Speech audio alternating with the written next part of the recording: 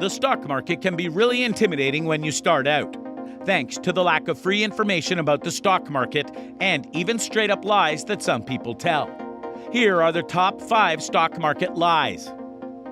Number 5. Trading on the stock market is very complicated. Okay, the stock market has many confusing concepts and terms, but that doesn't at all mean that trading itself is complicated. And you don't at all need a finance qualification to get started on the stock market. Some of the best stock market strategies are easy to understand and simple. For example, the strategy that requires you to invest in a broad range of stocks instead of just 1 or 2 company stocks is a famous one used even by the experts. And for a layman, it's still very easily understandable, as anyone can probably tell that this reduces the risk of losing your entire investment.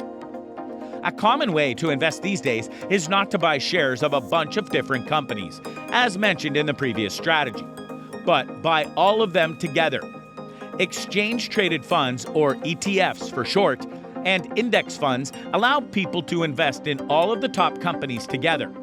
This is another basic concept that can be understood in no time. And to quote another famous strategy, this one's used by the genius investor Warren Buffett himself. Now, you must be thinking, if a stock market mastermind like Warren Buffett uses it, it's got to be complicated. Except it's not. The multi-billionaire uses one simple trick. He looks out for individual companies that he thinks are performing well. Take Apple, for example. If Buffett thinks that the price of the shares will go up based on fundamental information, such as Apple's revenue, etc., he goes on and buys them. The senior investor has used this simple trick and more to amass his vast fortune. This only shows that once you know the fundamental rules and protocols of the stock market, it really gets easier. And of course, there are thousands of courses out there, free or not, that you can take about the stock market. This will help you get past that initial hesitation so that you can go ahead and make yourself some sweet cash. Number 4, you need a professional financial manager. This is actually in continuation of the previous. This notion that you need someone with a degree in finance and stocks to be able to trade safely. It's just wrong. You don't need an absolute expert at stock markets to be able to do good at it. The truth is, there is nothing like an expert. If you talk about analysis, for example, analysis is very much based on speculations and personal biases. You can predict the future and be 100% neutral about it. Therefore, any supposed expert can also make mistakes. And while yes, experts and those who are qualified to make investments usually have more sound judgments about what's going to go up and what's going to come down, you don't have to think that those are the only people capable of doing that. There's also the concept of actively managed funds, which are basically shares that are constantly managed by people who then make decisions about what's a good investment and what's not. And while yes, these type of funds can relieve you of this huge responsibility while also making you feel that your investment is more secure, they come at a higher cost. The people who do the management rely on this job as their source of income, and so you might have to pay a hefty sum just so they tell you if you're doing good. If you have that kind of money to pay a finance manager, by all means do it. But that doesn't at all mean that you can't do it yourself if you try. Number 3, the market cannot be beaten. For beginners, this is also a common myth that they end up believing. People think that their returns simply cannot beat the market average. But there's little truth to that. Beating the market is a very real thing. And even though it can be a bit difficult, it's still very real. What it requires is a strong trading strategy that you can trust. One strategy is again what Warren Buffett is doing. And that is to look into different companies and understand their nature, as well as their stock's intrinsic values. This means that you need to dive deeper and see these companies for the value they can ultimately give you. Among these companies, whichever seems the most reasonable to you, you invest in that. So it's a lot like buying up shares in a company at much less than what you think it's worth. This will require you to do a lot of research and take a lot of things into consideration. But the end result might just surprise you. Of course, this isn't the only strategy, and it's essentially something that one person does, so it's not at all my way or the highway. Suffice to say, there are quite a few ways you can beat the market. When we talk about where this myth even began, then it must be said that people usually don't go above the market average. For example, if the market average is 8%, then most people stand around this figure, which is why it's an average in the first place.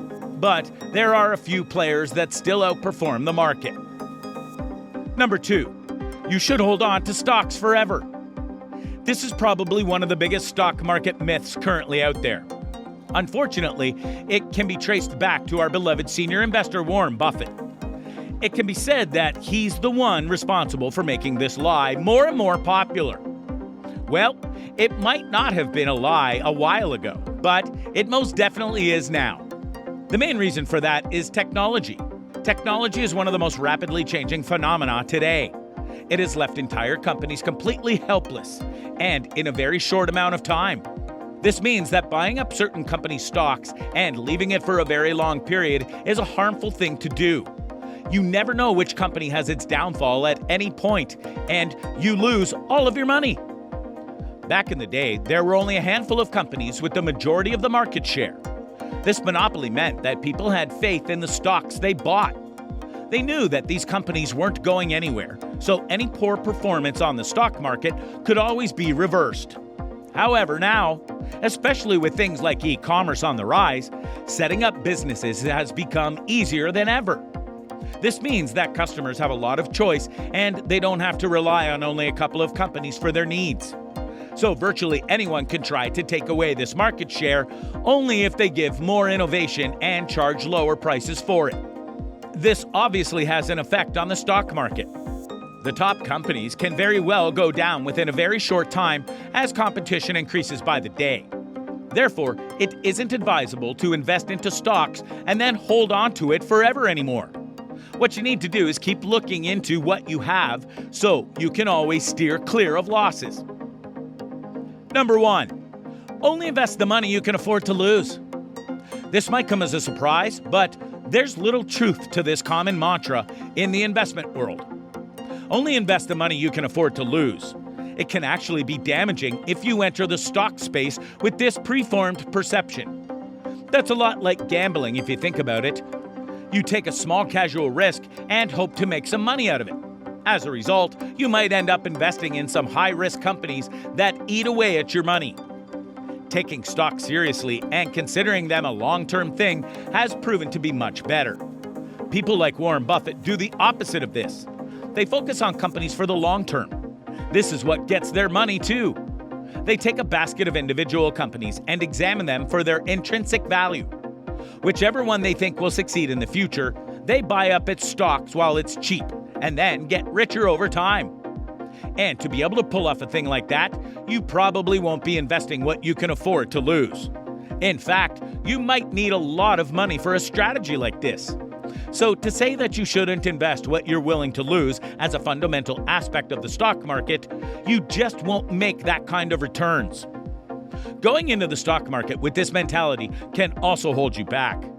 You're trying to minimize risk, but you never realize that you're also minimizing return. You will need bigger investments. And above all, you'll need a more positive attitude than this. You can't expect to never lose anything if you want to gain something significant. That's just how the market works. That being said, investments into the stock market should be made after research and not on a whim. You should definitely take measures to secure yourself first before making extravagant investments. And yes, this can mean only investing a bit of the total money you have.